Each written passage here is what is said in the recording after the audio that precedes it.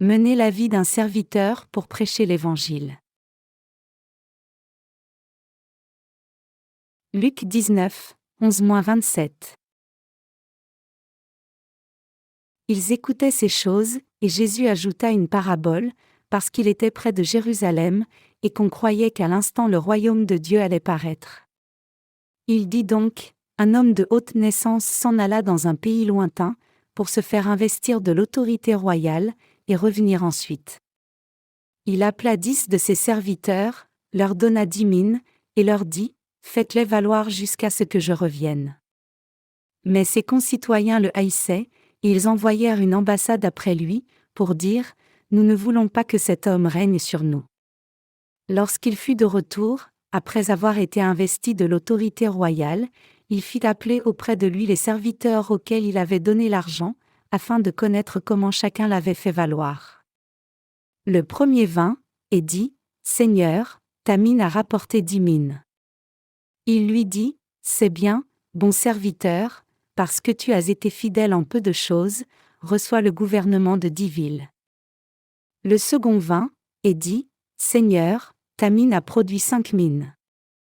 Il lui dit, toi aussi, sois établi sur 5 villes. Un autre vint, et dit, Seigneur, voici ta mine, que j'ai gardée dans un linge, car j'avais peur de toi, parce que tu es un homme sévère, tu prends ce que tu n'as pas déposé, et tu moissonnes ce que tu n'as pas semé. Il lui dit, je te juge sur tes paroles, méchant serviteur, tu savais que je suis un homme sévère, prenant ce que je n'ai pas déposé, et moissonnant ce que je n'ai pas semé, pourquoi donc n'as-tu pas mis mon argent dans une banque, afin qu'à mon retour je le retirasse avec un intérêt? Puis il dit à ceux qui étaient là, ôtez-lui la mine, et donnez-la à celui qui a les 10 mines. Ils lui dirent, Seigneur, il a 10 mines. Je vous le dis, on donnera à celui qui a, mais à celui qui n'a pas on ôtera même ce qu'il a. Au reste, amenez ici mes ennemis, qui n'ont pas voulu que je régnasse sur eux, et tuez-les en ma présence. Un homme noble s'en alla dans un pays éloigné pour recevoir un royaume pour lui-même. Aujourd'hui nous lisons la parole de l'Évangile de Luc chapitre 19. Le Seigneur nous parle de la façon dont il évalue la vie de foi à travers ce passage. Il est écrit qu'un certain homme noble est parti dans un pays lointain pour recevoir un royaume. Et avant de partir, il a distribué son argent à ses serviteurs en leur disant de faire des affaires et en tirer du bénéfice. C'est ce que le maître noble voulait. Mais alors qu'il est parti après avoir donné son argent aux serviteurs, une foule a dit dans son dos qu'elle ne voulait pas de l'homme comme roi. Néanmoins, le maître est toujours parti pour ce pays lointain. Ce récit désigne l'Église et le Seigneur Jésus-Christ. Le maître a confié des mines à ses serviteurs pour faire des affaires. De même, Dieu est descendu sur terre sous la forme humaine, a remis nos péchés et nous a sauvés de nos péchés, et il fait que l'œuvre du salut continue à travers son Église. Il nous a aussi donné un talent. Dans le passage d'aujourd'hui la monnaie est la mine, mais dans d'autres livres d'évangile comme Matthieu, talent est un équivalent. Ce talent signifie capacité. Donc ce mot désigne aussi une personne qui possède une capacité innée inhabituelle dans un domaine ou une activité. Quoi qu'il en soit, le mot « talent » a pour origine la monnaie de la Bible.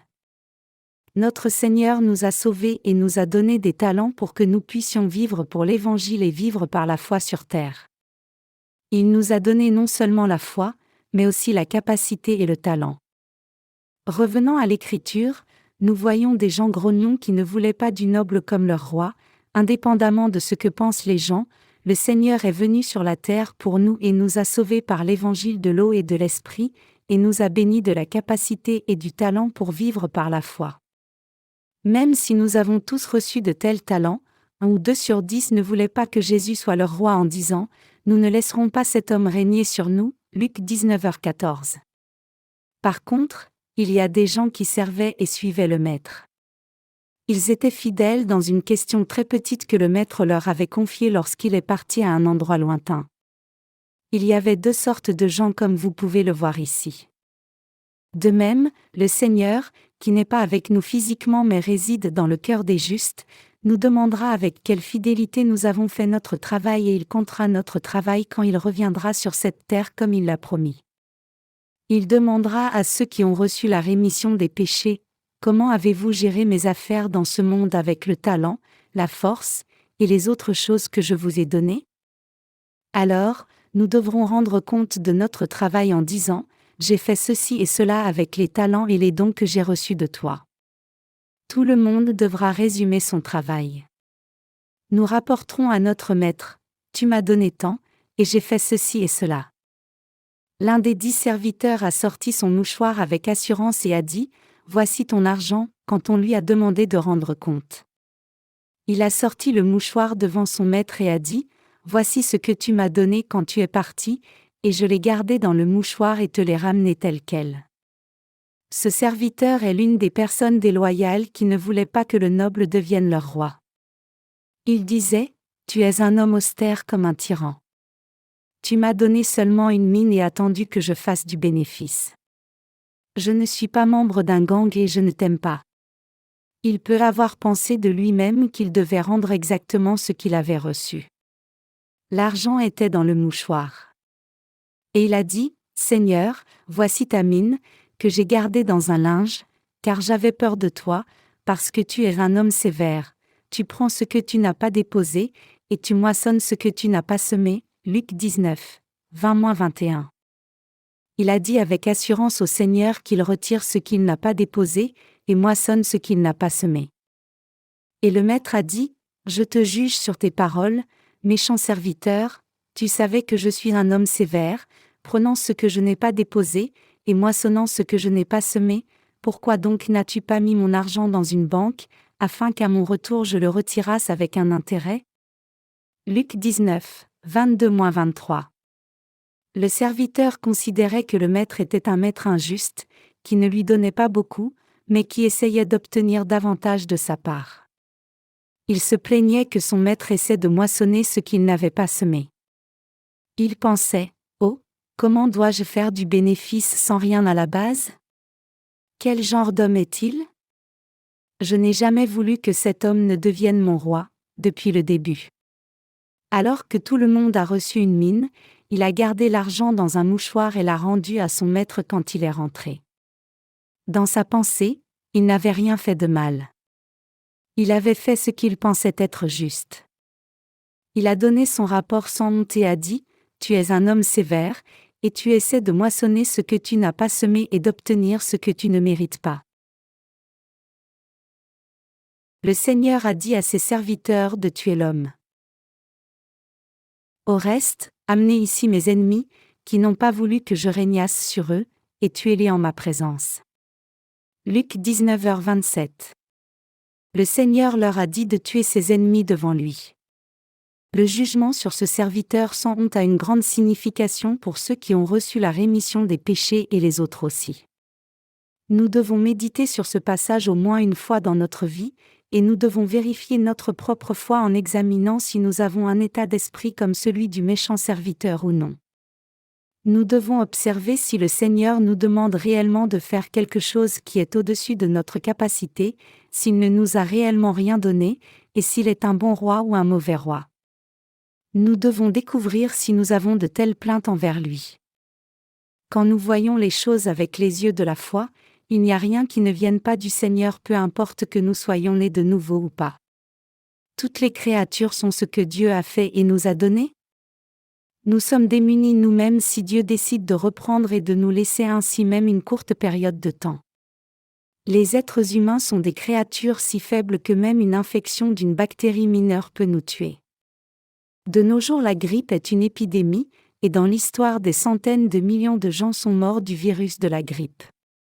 Il y a des temps où des millions de gens et même 10 millions sont morts de la grippe en une seule année.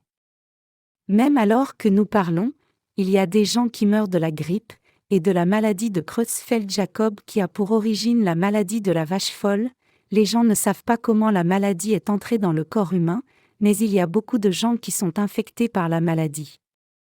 Une fois qu'ils sont infectés, le corps entier devient raide et incapable de bouger, des gens ont des spasmes soudains et meurent la même année. Les êtres humains sont de telles créatures faibles. Si Dieu décide d'enlever notre vie durant la nuit, nous ne pouvons rien y faire.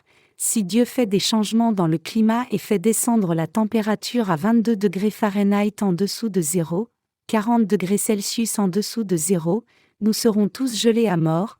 Si Dieu augmente la température à 110 degrés Fahrenheit, 43 degrés Celsius, ou au-delà, nous mourrons tous de chaud. Nous sommes des gens démunis sans Dieu.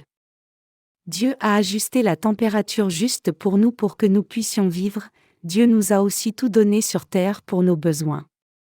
Ce que vous avez, ce sont des talents, même la capacité de bouger vos mains et doigts, c'est un talent. De même pour la capacité de marcher. Savez-vous combien de gens ont 2 jambes mais ne peuvent pas marcher? Vous seriez surpris. Et notre santé est aussi un don de Dieu.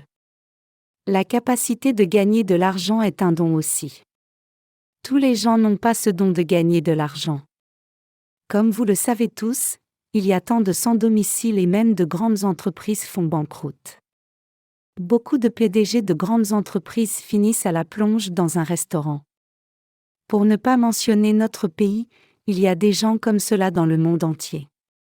Tous ces gens ont perdu leur talent.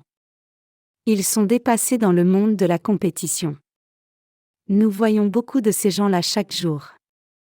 Après tout, nous devons savoir que ce que nous avons vient de Dieu. Dieu donne et enlève. La capacité de réfléchir est aussi un don. C'est aussi de Dieu. Pensez-vous que nous puissions contrôler nos pensées? Croyez-vous que nous puissions penser de la façon dont nous le voulons? Même nos pensées sont sous le contrôle de Dieu. Si Satan verse des pensées souillées et malsaines en nous et que nous avons le sentiment que quelqu'un nous poursuit avec un poignard pour nous tuer, ou que nous devrions nous tuer nous-mêmes, nous verrons la mort. Ceux qui commettent le suicide passent par ce genre de pensée. Donc, nous devons savoir que nous avons des pensées saines grâce à Dieu. Ainsi, il n'y a rien qui ne vienne pas de Dieu. Nous devons aussi savoir que rien ne restera quand Dieu enlèvera tout ce qu'il nous a donné. Nous devons reconnaître que Jésus-Christ est le propriétaire de tout. Frères et sœurs, qui est votre maître? C'est Dieu, Jésus-Christ, qui nous a sauvés. Il est notre Dieu et notre Sauveur. Qu'est-il pour nous? Il est notre maître et notre roi. Même s'il est le Créateur, Dieu, le maître de toute vie et tout talent. Il y a des gens qui refusent de le servir comme leur roi. Nous ne devons pas être comme eux. Nous devons le reconnaître comme notre roi et le servir. Qu'arrive-t-il à ceux qui ne le reconnaissent pas comme leur roi? Ils sont brisés. Il y a tant de mendiants. Même dans les pays avancés comme les États-Unis, au Royaume-Uni, particulièrement en France, vous pouvez voir beaucoup de mendiants. En Italie, où se trouve le célèbre Colisée et la ville du Vatican, vous pourriez penser que les gens y vivent une vie confortable parce qu'ils ont des sites historiques célèbres. Cependant, la plupart des pays européens ont de nombreux mendiants et des endroits où il ne fait pas si bon vivre. J'ai entendu que la France est le fief des pickpockets. Quand ils voient des touristes compter leur argent, ils suivent les touristes et les dépouillent dans des endroits cachés. Ils le font même pour de petites sommes d'argent égales à 20 $ US. Si vous ne leur donnez pas l'argent tout de suite, vous avez des problèmes. Les agences de voyage avertissent toujours leurs clients pour qu'ils ne prennent pas d'argent liquide, et dans le cas où ils prennent de l'argent sans avoir le choix et qu'ils sont volés, de donner leur argent aussi vite que possible, autrement, leur vie serait en danger et ils pourraient même être tués. J'ai entendu qu'il y a beaucoup de mendiants en Europe. Le Japon aussi a beaucoup plus de mendiants qu'on ne l'imagine, donc, certains Japonais font une blague disant que les mendiants ne prennent même pas froid. Ce que je veux souligner, c'est que nous pouvons nous retrouver sans le sou à tout moment si Dieu ne nous aide pas. Que vous soyez nés de nouveau ou pas, ceux qui ne reconnaissent pas Jésus comme roi seront ruinés. Frères et sœurs, vous pouvez voir une foule de sans-abri à la gare de Séoul à la télévision. Le gouvernement a construit des abris et des loges où ils peuvent dormir et manger, et les a recommandés à des employeurs. Le gouvernement les met aussi dans des services publics. Parmi ces sans-abri, il y a pas mal de personnes décentes. Certaines personnes géraient des petites entreprises. Beaucoup sont diplômés et certaines ont même des doctorats. Des choses que nous ne pouvons pas comprendre arrivent tout le temps dans la communauté. Certains sans-abri ne peuvent pas croire ce qui leur est arrivé. Ils n'ont jamais planifié une vie si mauvaise, mais ils ont été forcés à vivre dans la rue comme cela. Des gens riches et pères de famille ont perdu leur travail tout à coup et ont fait banqueroute, donc ils ne peuvent plus rien amener à la maison et n'ont pas le courage de rentrer dans leur famille, donc ils restent dans les rues. Comme ceci, il y a tant de sans-abri dans notre pays. Donc, vous devez garder à l'esprit que ceux qui ne reconnaissent pas Jésus comme roi seront dénués de tout ce qu'ils ont, pour ne pas dire qu'ils deviendront des sans-abri ou des mendiants. Le maître a dit à ceux qui s'opposaient, « ôtez-lui la mine et donnez-la à celui qui a les 10 mines » Luc 19h24. Quand le serviteur qui avait 10 mines a dit, « J'ai déjà 10 mines », le maître, qui était désormais un roi, a dit, « On donnera à celui qui a, mais à celui qui n'a pas on ôtera même ce qu'il a. » Luc 19h26. C'est ce que le roi pensait et ordonnait. Que nous dit cette parabole? Elle nous dit que reconnaître le roi pour qui il est nous apportera une grande faveur. Par contre, qu'arrive-t-il à ceux qui ne reconnaissent pas le roi comme roi? Le Seigneur dit que même ce qu'ils ont est trop pour eux. Même la capacité la plus basique, et les bénédictions générales, sont plus qu'ils ne méritent. Pensez-vous que le roi est un cœur froid? Est-il réellement sans pitié et sans cœur? Vous pouvez penser cela, mais qu'auriez-vous fait si vous étiez le roi ou le maître? N'auriez-vous pas voulu tout prendre à votre serviteur qui ne vous reconnaissait pas comme son maître? Vous seriez ainsi. Notre Seigneur, Jésus-Christ, nous a donné la vie, nous a sauvés des péchés, nous a délivrés de l'enfer et de la destruction, et nous a confié tant de talents. Je vous assure que vous avez tous des talents. Que vous croyez en Jésus ou pas, les talents physiques et les pensées sont donnés par le Seigneur. Il n'y a rien qui ne vienne pas de lui. Tout vient de lui. Serait-il alors convenable que nous ne reconnaissions pas un Seigneur si miséricordieux comme notre roi? Cela ne peut pas être correct. La même chose est vraie pour les non-croyants. En dehors de cela, comment sont ces non-croyants lorsqu'ils ont été déloyaux au Maître? Ceux qui ne croient pas en Dieu vont mourir, mais qu'en est-il de ceux qui croient en Dieu? Qu'en est-il de ceux qui ont reçu la rémission des péchés en croyant en ce que Jésus-Christ a fait? Qu'arrive-t-il à ceux qui ne servent pas Jésus comme roi même s'ils ont reçu la rémission des péchés à travers Jésus? Comment le roi traitera-t-il ces gens qui ne le reconnaissent pas? Il prendra tout ce qu'ils ont. Il leur enlèvera tout et donnera à ceux qui ont déjà beaucoup. La Bible a tant d'exemples similaires. Au temps du roi David, il y avait un homme riche nommé Nabal qui vivait en Israël. C'était un homme d'une grande richesse dans la région qui élevait du bétail et cultivait aussi. David avait beaucoup aidé cet homme. David a découvert qu'une bande de brigands venait souvent tuer les gens et les voler dans cette région. Donc il a envoyé son armée pour protéger les gens, y compris Nabal. Mais quand l'homme a méprisé David, il est mort. Après sa mort, sa femme Abigail est allée avec David. C'était une femme qui servait David comme son roi. Quand son mari est mort, elle a couru vers David aussi vite qu'elle le pouvait. Dans la perspective de la moralité, ce qu'elle a fait semble mal. Nous pouvons supposer qu'elle détestait son mari, quoi qu'il en soit, c'est un exemple. Des choses similaires à cela sont arrivées souvent à ceux qui ne reconnaissaient pas leur roi comme roi. Jésus-Christ est-il notre roi? Jésus est-il notre roi ou pas? Jésus-Christ est notre roi. Il nous a donné tout ce qui est autour de nous avant même notre nouvelle naissance. N'est-ce pas? Oui, il donne toujours. Il est le roi qui nous donne tout. Alors que sont ceux qui ne le servent pas comme roi ni ne le portent dans leur cœur? Ces gens ne sont pas différents de ceux qui ne sont pas nés de nouveau. Ils seront non seulement ruinés mais ils mourront aussi spirituellement. Même ceux qui ne sont pas nés de nouveau chantent des cantiques à Noël. Noël, Noël, Noël, il est né le roi d'Israël. Comment notre histoire humaine a-t-elle débuté? Elle a commencé en Jésus-Christ. Le mot anglais « histoire » le prouve. L'histoire humaine est son histoire. Sur quoi l'année dominicale que nous utilisons tous est-elle basée? Elle est basée sur le temps de la naissance de Jésus. Quand est-il venu sur la terre? Les historiens l'ont étudié et ont fixé ce point de référence pour les années, comme nous l'utilisons aujourd'hui. Ce facteur nous montre clairement que Jésus-Christ est le maître de l'univers. Même les gens qui ne sont pas encore nés de nouveau pensent et croient cela. Il n'y a rien de faux là-dedans. Toute créature a une mort, est enterrée quelque part, et attend la résurrection.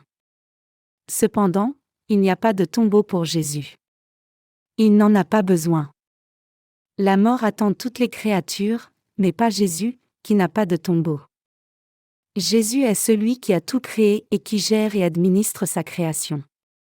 Jésus signifie le Sauveur, et Christ signifie le Roi. Nous l'appelons Jésus-Christ.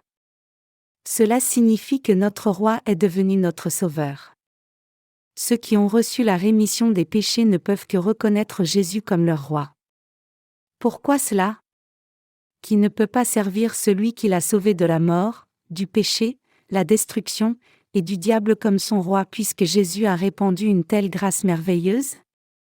S'ils ne servent pas Jésus comme leur Roi alors qu'ils connaissent cette vérité, ils sont fous. Ils sont absolument stupides.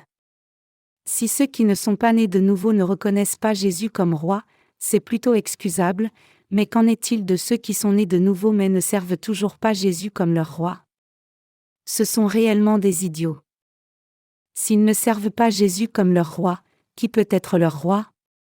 Pouvez-vous trouver un roi que vous respectez, admirez et suivez, qui peut réellement vous aider et vous conduire dans la bonne voie? Ne serait-il pas bon d'avoir un roi qui soit comme cela?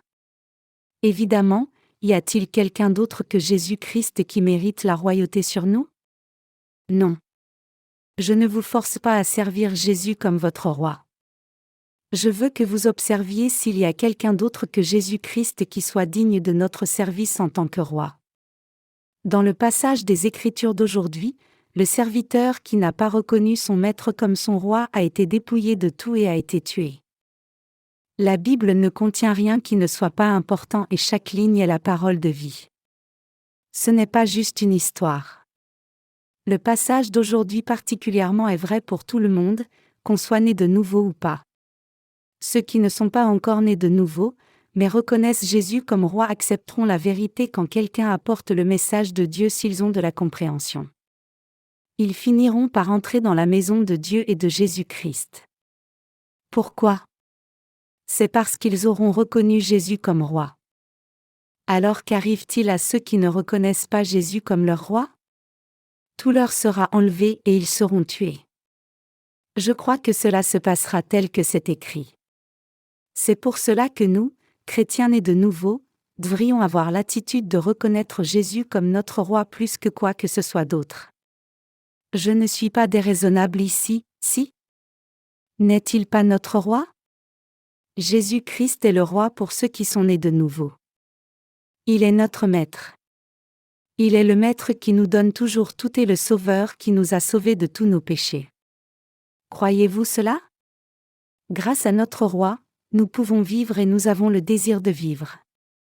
Et tout ce que nous avons est donné par notre roi, Jésus-Christ. S'il décide de prendre tout ce que nous avons, nous serons laissés sans espoir et sans aide. Nous sommes vraiment faibles et insuffisants. Peu importe ce qui arrive, le fait que Jésus soit notre roi ne changera jamais, éternellement. Alors que nous regardons à notre passé sur l'année, il y a eu beaucoup de bonnes choses tout comme de mauvaises choses qui sont arrivées, et il y a une chose qui n'a jamais changé dans notre cœur. C'est le fait que Jésus-Christ soit notre roi. Nous sommes heureux et reconnaissants de ce que Jésus-Christ ait aidé son peuple et ait pris soin de nous comme notre roi. Je peux dire avec assurance que je n'ai aucun regret de le servir comme mon roi et je n'ai jamais eu à hésiter à être pour lui. C'est parce qu'il est vraiment notre roi, notre berger, qui nous protège, nous conduit dans la voie la meilleure et bénie. Alors que nous accueillons une nouvelle année, je sais qu'il pourvoira à tout ce dont nous avons besoin. Il nous accordera tout selon nos besoins. Nous ne devons pas changer notre pensée à ce sujet. Si vous ne l'avez pas servi comme votre roi, si vous avez refusé de le reconnaître comme votre roi, vous devez reconnaître votre mauvaise voie et le reconnaître comme votre roi à partir de maintenant même. Je crois fermement qu'il vous aidera toujours une fois que vous le reconnaîtrez comme votre roi et viendrez à lui en demandant son conseil et aide. Jésus-Christ est le roi. Il est le roi qui est avec nous. Il est le roi qui sera notre roi jusqu'au jour où cette terre passera et au jour où nous irons au ciel. Bien sûr, il est aussi le roi de ceux qui ne sont pas nés de nouveau. Frères et sœurs, nous connaissons notre roi, Jésus-Christ. D'une certaine façon nous l'avons connu, l'avons rencontré personnellement par l'évangile de l'eau et de l'esprit, sommes devenus son peuple, devenus résidents de son royaume, et avons commencé à faire son œuvre. Ceux qui font l'œuvre royale pour le roi reçoivent des talents particuliers pour l'œuvre tout comme l'homme à qui l'on a donné une mine. Il est dit que ceux qui travaillent pour le roi souperont avec lui et lui avec eux. Quand nous faisons son œuvre, il prend soin de nous, comble nos besoins et nous bénit.